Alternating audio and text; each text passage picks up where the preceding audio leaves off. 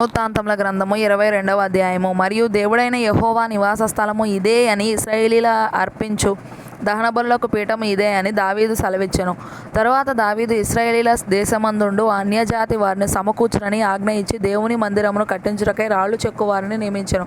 వాకిళ్ల తలుపులకు కావలసిన మేకులకేమి చీలలకేమి విస్తారమైన ఇనుమును, తూచశక్యము కానంత విస్తారమైన ఇత్తడిని, ఎంచనలవి కానని దేవదారు మ్రాణులను దావీదు సంపాదించెను. సీదోనీయులను తూరీయులను దావీదునకు విస్తారమైన దేవదారు మ్రాణులను తీసుకొని వచ్చుచుండిరి.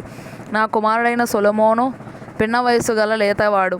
యెహోవాకు కట్టబోవు మందిరము దాని కీర్తిని బట్టియు అందమును బట్టియు సకల దేశములలో ప్రసిద్ధి చెందునట్లుగా అది చాలా ఘనమైనదై ఉండవలెను.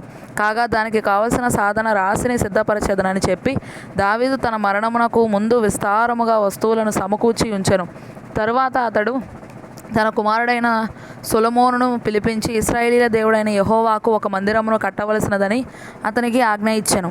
మరియు దావీదు సొలొమోనుతో ఇట్లనెను: నా కుమారుడా, నేను నా దేవుడైన యెహోవా నామ ఘనత కొరకు ఒక మందిరమును కట్టించవలెనని నా హృదయమందు నిశ్చయముగా చేసుకొని ఉండగా యెహోవా వాక్కు నాకు ప్రత్యక్షమై ఈలాగు సెలవిచ్చెను: నీవు విస్తారముగా రక్తము ఒలికించి గొప్ప యుద్ధములు జరిగించిన వాడవు.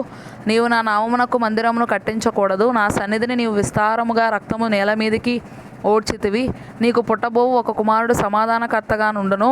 చుట్టూ ఉండు అతని శత్రువులను అందరినీ నేను తోలివేసి అతనికి సమాధానము కలుగజేతును. అందువలన అతనికి సొలొమోను అను పేరు పెట్టబడును. అతని దినములలో ఇశ్రాయేలీలకు సమాధానమును విశ్రాంతియు దయచేయుదును. అతడు నా నామమునకు ఒక మందిరమును కట్టించును. అతడు నా కుమారుడై ఉండును. నేను అతనికి తండ్రినై ఉందును. ఇశ్రాయేలీల మీద అతని రాజ్యసింహాసనమును నిత్యము స్థిరపరచుదును. నా కుమారుడా, యెహోవా నీకు తోడుగా ఉండునుగాక. నీవు వర్ధిల్లి నీ దేవుడైన యెహోవా నిన్ను గూర్చి సెలవిచ్చిన ప్రకారముగా ఆయనకు మందిరమును కట్టించుదువుగాక. నీ దేవుడైన యెహోవా ధర్మశాస్త్రమును నీవు అనుసరించున్నట్లుగా యెహోవా నీకు వివేకమును తెలివిని అనుగ్రహించి ఇశ్రాయేలీల మీద నీకు అధికారము దయచేయునుగాక.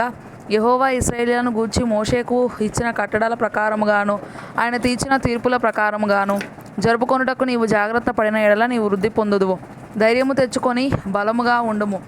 భయపడకము, దిగులు పడకము. ఇదిగో నేను నా కట్టి స్థితిలోనే ప్రయాసపడి యెహోవా మందిరము కొరకు 2 లక్షల మణుగుల బంగారమును, 10 కోట్ల మణుగుల వెండిని, తూచశక్యము కానంత విస్తారమైన ఇత్తడిని, ఇనుమును సమకూర్చి ఉన్నాను. మ్రాణులను రాళ్లను కూర్చి ఉంచితిని. నీవు ఇంకనూ సంపాదించుదుగాక. మరియు పనిచేయ తగిన విస్తారమైన శిల్పకారులను, కాసె పనివారును, వడ్రవారును, ఏ విధమైన పనినైనను నెరవేర్చగల మంచి పనివారును నీ యొద్ద ఉన్నారు. లెక్కింపలేనంత బంగారమును, వెండియు, ఇత్తడియు, ఇనుమును నీకు ఉన్నవి. కాబట్టి నీవు పని పూనుకొనుము. యెహోవా నీకు తోడుగా ఉండునుగాక. మరియు తన కుమారుడైన సొలొమోనునకు సహాయము చేయవలనని దావీదు ఇశ్రాయేలీల అధిపతులకు అందరికీ ఆజ్ఞాపించెను. ఎట్లనగా, మీ దేవుడైన యెహోవా మీతో కూడా ఉన్నాడు గదా. చుట్టూనున్న వారి వలన తొందర లేకుండా ఆయన మీకు నెమ్మది ఇచ్చి ఉన్నాడు గదా. దేశ నివాసులను ఆయన నాకు వశపరిచి ఉన్నాడు. యెహోవా భయము వలనను ఆయన జనుల భయము వలనను దేశము లోపరచబడి ఉన్నది.